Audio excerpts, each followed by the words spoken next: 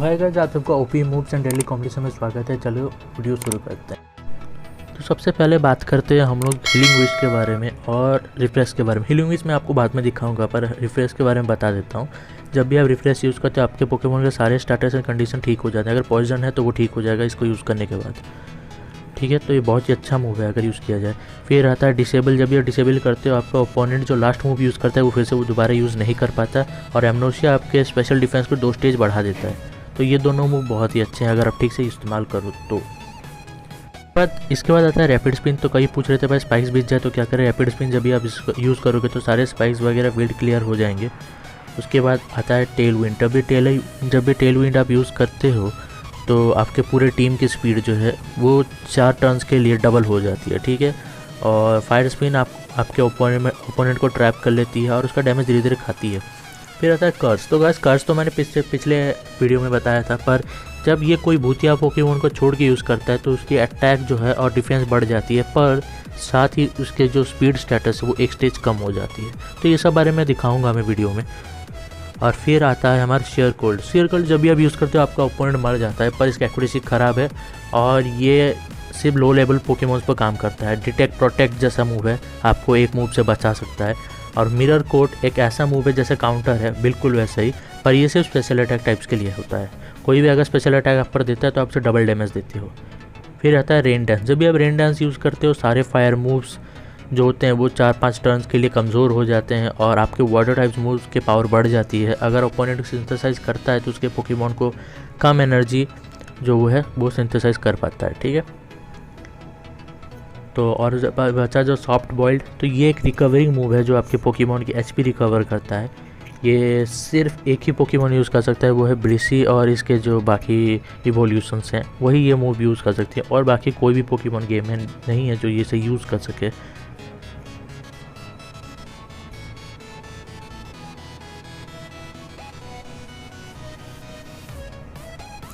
अब मैं आपको दिखाऊंगा कुछ डिफेंस टाइप के जो मूव्स होते हैं।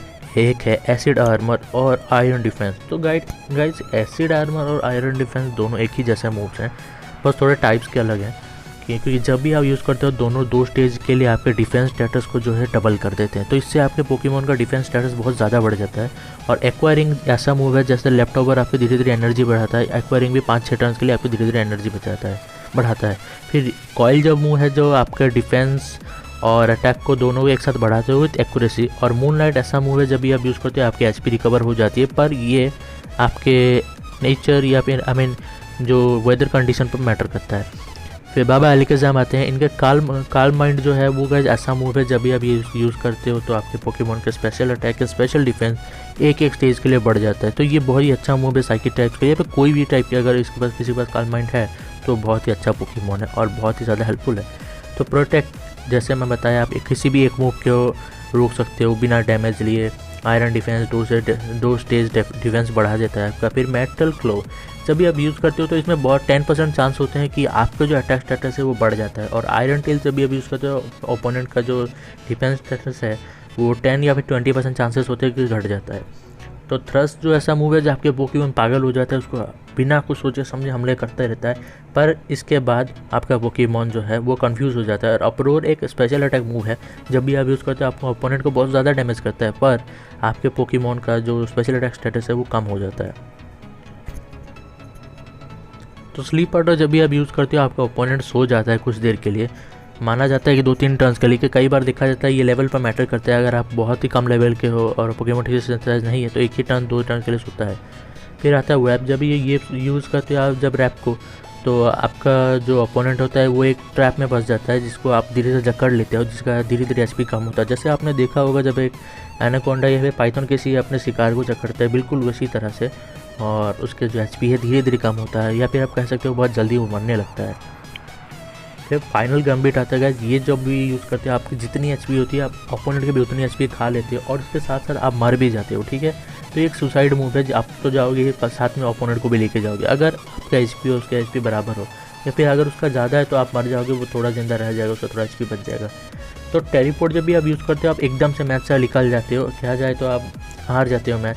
क्योंकि आपका पोकेमॉन निकल आता है बैटल से।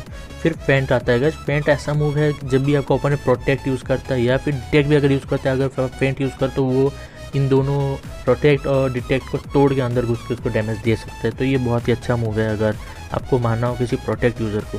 फिर आता है स्लीप टॉक। जब भी आपका पोकेमॉन सोया होता है तो आप स्लीप टॉक से मार सकते हो। मैं इस वीडियो में आपको दिखाता हूँ। तो पहले इस पोकेमॉन मार दूँगी, फ्लाइंग टाइप है, ठीक है। चलो अब मैं फिशर दिखाता हूँ आपको कैसे काम करता है। तो ये 1 हिट किल मूव है, लेकिन इसकी एक्यूरेसी जो है वो बहुत ही ज़्यादा ख़राब है। और जब भी आप स्लीप टॉक यूज़ करते हो बिना सोए तो वो फेल हो जाता है, तो स्टेलिंग टाइप जैसा भी होता है। और फिर बॉडी स्लैम की बात आती है। जो गाइस बॉडी स्लैम में 10 या फिर 20% चांसेस है कि आपके ओपोनेंट को जो है वो पैरालाइज कर देता है। तो अगर देखा जाए तो ये मूव भी बहुत ही अच्छा है। तो मैंने ये सब मूव्स ऐसे रखे हैं ताकि आप सबको दिखा सकूँ वीडियो में। तो मैं वीडियो में आपको सारे मूव्स दिखाऊंगा जो है, और एक डेडली कॉम्बिनेशन भी, मैं 2 डेडली कॉम्बिनेशन दिखाऊंगा आपको, जो एक पोकेमॉन जहाँ पे आप 2 पोकेमॉन के ऊपर रख सकते हो, ठीक है।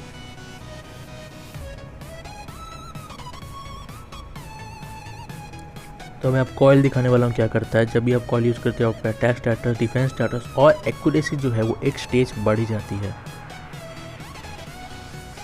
और जब भी आप क्रंच करते हो सामने को डैमेज देते हो, प्लस उसके पास 10% चांस भी होता है कि आपके सामने वाले का डिफेंस स्टेटस एक स्टेज आप कम कर दो।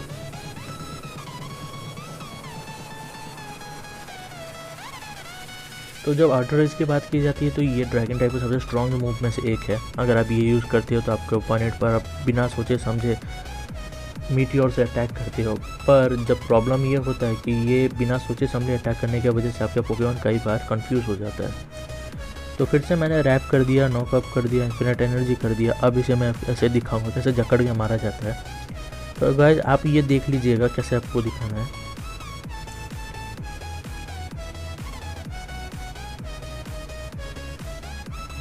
देखिए आयरन डिफेंस क्या करता है, 2 स्टेज डिफेंस बढ़ा देता है। फिर प्रोटेक्ट,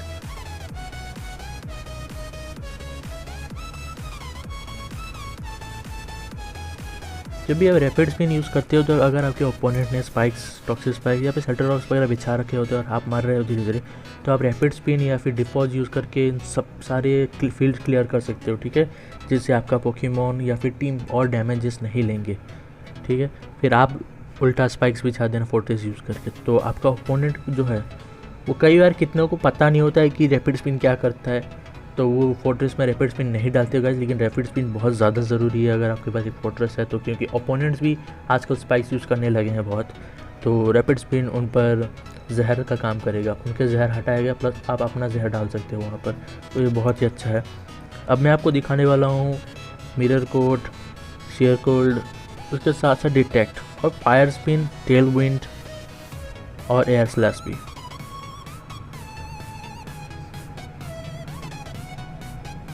देखिए शेयर कोल्ड का काम होता है, एक्यूरेसी ख़राब है पर 1 हिट किल मूव है। देखिए मर गया।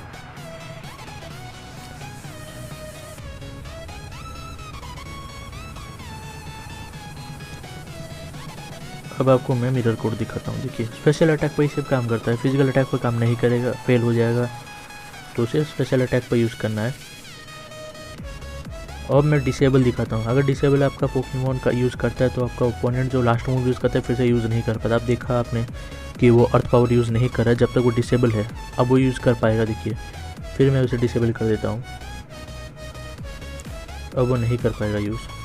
और मैंने एमनोशिया यूज़ करके अपना 2 स्टेज स्पेशल डिफेंस को बढ़ा लिया है।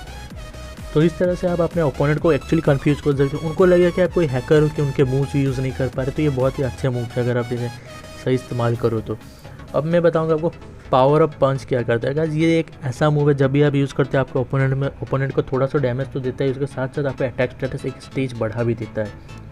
तो अगर ये कहा जाए तो ओवरऑल ये मूव बहुत ही अच्छा है, पर इसके जो अटैक पावर है वो थोड़ी सी कम है। फिर भी मूव बहुत ही अच्छा है, एक स्टेज अटैक बढ़ाना, ऊपर से डैमेज देना, बहुत ही अच्छा है। अब मैं आपको दिखाऊंगा। देखिए मेरे सुइकून में वाटर एब्जॉर्ब एबिलिटी है, तो जब भी वाटर मूव कोई भी आपके पोकेमॉन को टच करता है तो आपका पोकेमॉन का जो 1/4 जो एचपी होता है वो रिकवर हो जाता है। अब मैं आपको मिरर कोड दिखाता हूँ। देखिए कितना सामने मार दिया। मैं इसे भी मिरर कोड यूज़ करके ही मारूंगा।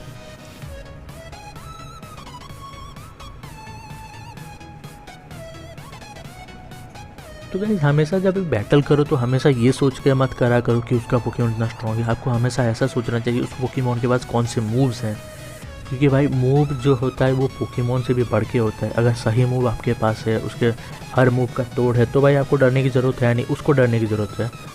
तो ये बहुत ही अच्छा मूव है। तो अब मैं आपको दिखाता हूँ कर्स क्या करता है, ठीक है। देखिए नॉर्मल टाइप पर जो घोस्ट वाइफ को छोड़ गई इसी पर होता है तो क्या करता है, देखिए मेरा अटैक और डिफेंस बढ़ गया, पर साथ साथ मेरा स्लो हो गया थोड़ा पोकेमॉन। 1 स्टेज मेरा जो है स्पीड कम हो गया। और जब भी रॉक टूम आप पर कोई यूज़ करता है तो आपकी स्पीड कम होती है, साथ साथ आप डैमेज भी लेते हो। तो रॉक टूम भी बहुत ही अच्छा मूव है अगर आप बताया जाए तो। पहले मैं रॉक टूम पर बहुत ज़्यादा डिपेंड करता था, बहुत ही अच्छा मूव है अगर देखा जाए तो। डैमेज दे रहा है प्लस स्पीड भी कम कर रहा है। मैंने आपको टेल विंड दिखाया, फिर भी मेरे 2 स्टेज स्पीड कम होने के बाद भी मेरे टायरेंटोर ने उस पर पहले अटैक किया। टेल विंड ओवरऑल टीम के लिए बहुत ही अच्छा मूव है। अगर आप टेल विंड यूज़ करते हो, फिर आपके कोई भी स्लो पोकेमॉन होता है उसकी स्पीड जो होती है वो 2 स्टेज बढ़ जाती है। तो 2 स्टेज बढ़ जाना का छोटी बात नहीं है, आपका पोकेमॉन तेज़ हो जाता है तो आराम से आप ओपोनेंट को हरा सकते हो। वो सोचेगा एकदम से इसका स्पीड कैसे बढ़ गई यार, ये कुछ कर रहा है कुछ कर रहा है। इसको उनको पता नहीं होता कितने प्लेयर को टेल विंड क्या करता है, ट्रिक रूम क्या करती है, ये सब कितनों को नहीं पता होता है। अब मैं आपको दिखाऊंगा कि रॉक पॉलिश क्या करता है। रॉक पॉलिश जब भी आप यूज़ करते हो 2 स्टेज आपका स्पीड बढ़ जाता है तो रॉक पॉलिश से, पर ये काम नहीं आएगा क्योंकि लुकारियो ने मार दिया।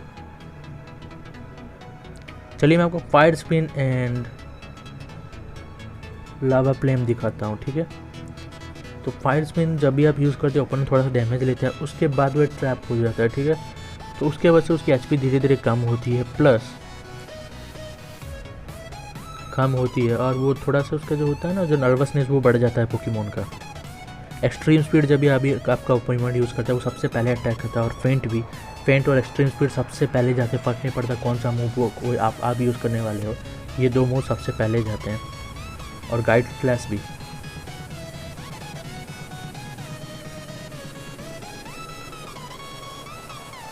और गाइस जब आप पैरालाइज हो जाते हो तो आपका पोकेमॉन स्लो हो जाता है। आपको ये ध्यान रखना है कि अगर आपका ओपोनेंट भी पैरालाइज हो जाता है तो उसके पोकेमॉन भी स्लो हो जाते हैं। तो मैंने ये सारे मोड से जो रखे हैं, जो स्टेटस सब ये रखे इसीलिए रखे हैं कि आप सबको समझ में आए। तो डेडली कॉम्बिनेशन में आता है fire spin, air slash, tail wind and roast. Guys ये क्यों आता है मैं दिखा देता हूँ। फायर स्पिन से आप उनको जकड़ लेते हो, और फिर एयर स्लैश में आपके 20% या फिर 30% चांसेस होते हैं कि आप ओपोनेंट को फ्लिंच कर सकते हो। अगर आप किंग्स रॉक जो होल्ड आइटम होता है वो यूज़ करते हो तो 50% चांसेस हो जाते हैं कि आप अपने ओपोनेंट को फ्लिंच कर सकते हो। गाइस ये बहुत ही डेडली कॉम्बिनेशन है। आपका ओपोनेंट मूव यूज़ करता रह जाएगा और आप उसे फ्लिंच कर करके उसका एचपी ख़त्म करते हो। मैं आपको दिखा रहा हूँ सारे। तो ये बहुत ही यूज़फुल मूव्स है, और अगर आपके पास एक चारिज़ार्ड है तो ये बहुत ही ज़्यादा काम आएगा गाइस। अगर नहीं भी है तो बना भी सकते हो, या फिर कोई भी ऐसा मूव पोकेमॉन यूज़ करता है जिसके पास रैप जैसा मूव है और एयर स्लैश है, या फिर कोई भी फ्लिंचिंग मूव है, तो ये गाइस बहुत ही डेडली माना जाता है वन ऑफ द। आपका प्लेयर जो होता है अगेंस्ट में जो होता है ओपोनेंट, वो फ्रस्ट्रेट हो जाता है कि यार मेरे को तो मौका नहीं मिल रहा पोकेमॉन का मूव यूज़ करने को, मैं तो फ्लिंच हो के मर गया। तो ये बहुत ही अच्छा मूव है अगर आप ठीक से इस्तेमाल करो तो। अब मैं आपको फाइनल गैम्बिट दिखाता हूँ क्या करता है।